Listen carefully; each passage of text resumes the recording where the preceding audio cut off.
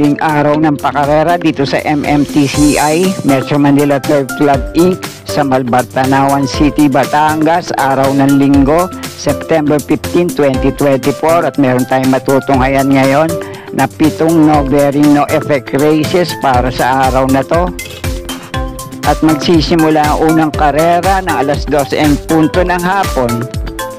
At bago po ang lahat ay gusto sana natin i-congratulate yung ilang followers, subscriber ng channel na to na nakatama ng diskarte para sa mga exotic bets sa winner take all, pick 6, pick 5 at pick 4 na medyo natapat po para sa ating mga karera gabay, giya, tips at analysis. At ito po naging resulta ng karera para sa araw na yon. Dito po sa race number 1 o FTD, Panolo, paningil natin ang nanalong Brown Missile. At dito naman sa race number 2, second choice natin ang nanalong Adorable Felicia. At sa race number 3 naman, first choice natin ang nanalong Asyong. At sa race number 4 naman, first choice din natin ang nanalong Munich. At sa race number 5 naman, second choice natin ang nanalong Noble Touch. At dito naman sa race number 6, third choice natin ang nanalong Advance Party. At dito naman sa huling karera, race number 7, last race paratingan, first choice natin ang nanalong Guerrero Warriors.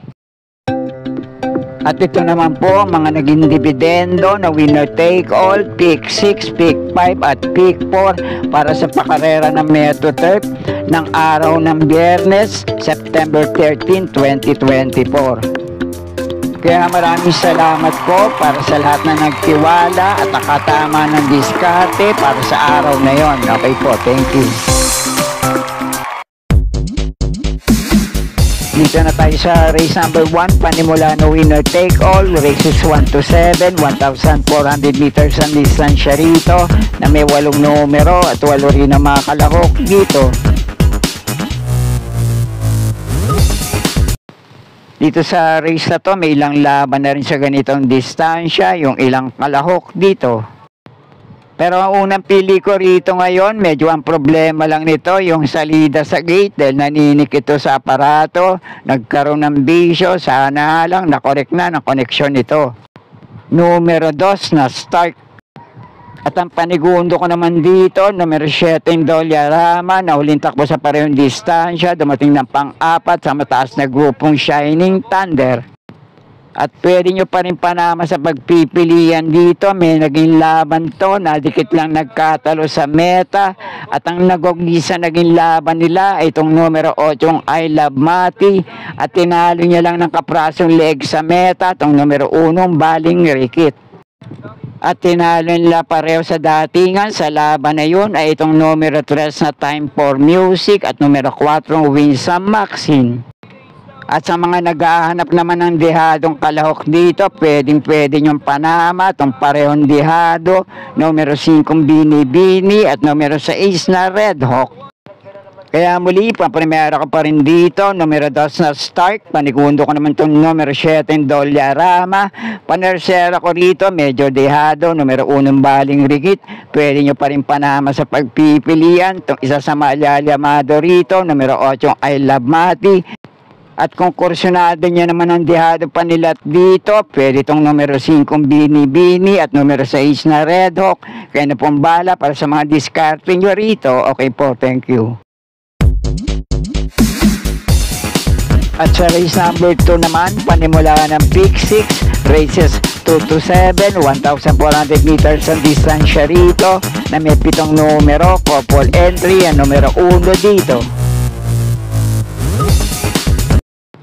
Dito naman sa race na to, ang pamprimera ko rito, itong nagbabalik takbo, numero 3 na Authentication. Alam naman natin siguro na napapalaban na rin to sa magagaling sa grupo. Kung nasa magandang kondisyon ngayon, palagay ko malaki ang chance na manalo at makapanilat din dito. At ang panigundo ko naman dito, itong mauna manalo ngayon, Metulin kapag nakabandera, maganda ang numero at pwesto sa labas, pwedeng tumapos at manalo rin dito, numero 7, Light Bearer. At ang panersera ko naman dito, pwede rin naman makapanila itong 1A sa couple entry na Jubilum na may kakampi pa na hindi pa lang din bumabalik ang dating inam sa pananakbo na numero 1, Chocolate Thunder. Kaya muli, unang pili ko pa rin dito, numero 3 na Authentication, panigundo ko naman itong numero 7 Light Bearer, panersera ko rito, 1A sa couple entry na may kakampi pang Jubilum. Kaya na pong bala para sa mga diskarte nyo rito. Okay po, thank you. At dito naman sa race number 3, ang panimulaan ng Pick 5, races 3 to 7, 1,400 meters din ang distansya rito. May 6 na numero at 6 din ang mga kalahok dito.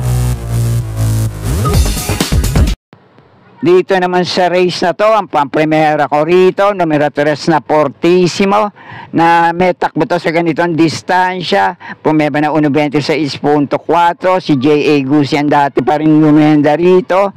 At tinalo nito ay sila Magandang Dilag at Wild is the Wind, kasama na rin si Rangers. At may isa pa rin siyang mainam na takbo, 1.26 sarado ang Chinempo. Tinalo naman nito ay yung magagaling na sila Saratoga Chrome, Open Billing at Prime Billing. At ang panigundo ko naman dito, itong re-rendahan ngayon ni JT Sarate, numero 5, Sky Story. Huling mainam na takbo at panalo nitong numero 5 Sky Story, na rendahan to ni Jackie Cabalejo, palit ngayon sa re-rendang si JT Sarate. Pumeba to na 1.26.2 sa parehong distansya. At ang tinalo nito ay sila Come From Behind, numero 6 na Batang Cabrera, at itong numero 4 ay In the Sky. At baka kursunada nyo naman ito nagbabalik takbo, numero 1 Life Gets Better, matagal tong nabakasyon. Kung nasa magandang kondisyon ngayon dito at mapapalaban, pwede rin naman makapandilat dito.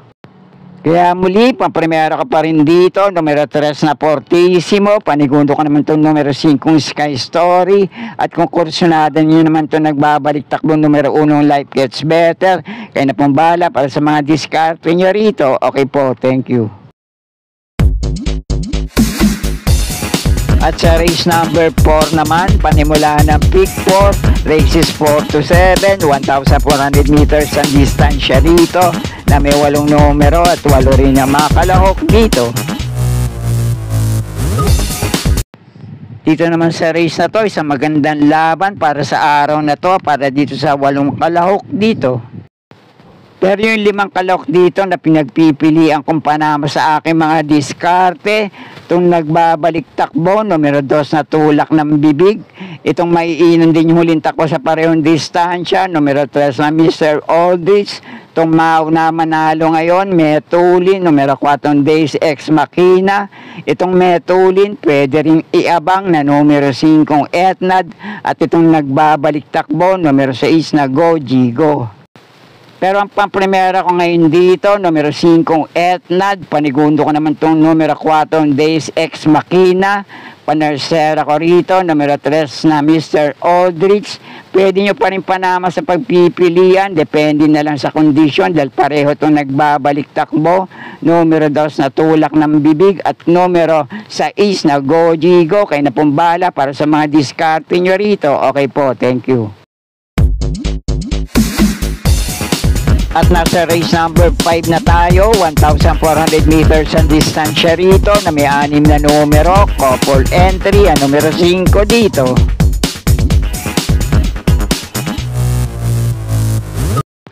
Dito naman sa race na to, ang pamprimera ko rito, ito rin nagbabalik takbo, numero 1 Uncle Vines. At sa palagay ko, kung nasa magandang kondisyon to ngayon, pwede niya magawa yung maiinam niyang takbo at preba sa ganitong distansya sa mga dating laban niya. At kung sakali lang na hindi magpapakitang gilas to ngayon, numero 1 Uncle Vines, pwede niyong panama sa pagpipilian dito na minsan niyo na rin tinalo itong numero 3 na Miss Hibiki. Kaya ito naman ang panigundo ko rito, pwede rin makapanilat kung mailalaban lang at kung hindi nga maganda itatakbo nitong numero 1 Uncle Vines, itong numero 4 Blackstar na minsan tong nasigundo kaysa Bawani. Kaya muli, unang pili ko pa rin dito, lamang malamang, basta alam nyo na kung ano yun, numero 1 Uncle Vines, pwede nyo panama sa pagpipilian, panigundo ko, numero 3 namin si Vicky, at panalsero ko naman dito, numero 4 Blackstar. Kaya na pong bahala para sa mga diskarte nyo sa race na to. Okay po, thank you.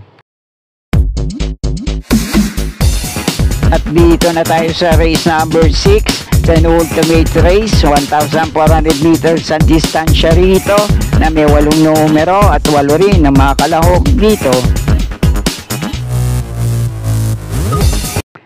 Dito naman sa race na to, magandang laban naman to para sa 7 kalahok dito at ang tangi outsider dito, pinakadehado kapag nakachamba, numero 5 lateral gaze. At dito sa 7 kalahok na tinutukoy ko rito, yung ilang kalahok dito, naglaban-laban na rin minsan sa ganito rin distansya. Pero ang unang pili ko rito ngayon, numero 3 na Victorious Angel, may minsan panalo to, na tinalo niya ay sila Gold Rush, Bukawi, Rivertown at iba pa, at may minsan panalo rin to kay High Roller. At ang panigundo ko naman dito, kapag kinalabit, pwedeng hindi sumabit, numero 4 Matikas. At ang panersera ko naman dito, medyo mababa pa rin sa grupong lalabanan ngayon, pwede pa rin makaulit ng panalo, numero 6 na Family Affair. At ang magandang dalawang dihado panilat dito, numero 8 Static, may minsan panalo to sa parehong distansya at tinalo niya na itong numero 7 Potential at numero 2 na I Tell You. At ito naman isa pang dihadong kalahok dito, pwede pa rin makapanilat kung gusto nyo, numero 1 Majestic Star, Giant Killer yan, kaya na pumbala kung gusto nyo isama sa mga diskarte nyo. Pero muli, pang-primera ko rito, numero 3 na Victorious Angel, panigundo ko naman ito, numero 4 Matikas, at panersera ko rito, numero 6 na Family Affair. At kung may iba pa rin kayo kinukusunadang kalahok dito na nabigyan ko ng konting gabay sa race na to, kayo na pong bahala din magsama para sa mga diskarte nyo. Okay po, thank you. At nasa uling karera na tayo para sa araw ng linggo, race number 7, last race paratingan, 1,400 meters din ang distansya rito na may 9 na numero at 9 din ang mga kalahok dito. Dito naman sa race na to, ang pang-primera ko rito, numero 6 na Lemon Bell, na uling takbo sa parehong distansya, na ilaban to pero nabitin lang, dumating ng segundo kay Amor ni Amor sa prebang 1.26.4. Si Jackie Storky din naman na rumenda rito, tinalo niya sa datingan, ito numero 4 Johnny Bunny. At ang panigundo ko naman dito, question de condition at question de labas lang, numero 3 na Ombre. Pwede nyo pa rin panama sa pagpipilian, ito numero 8 Mythic Layla at numero 9 Snow White.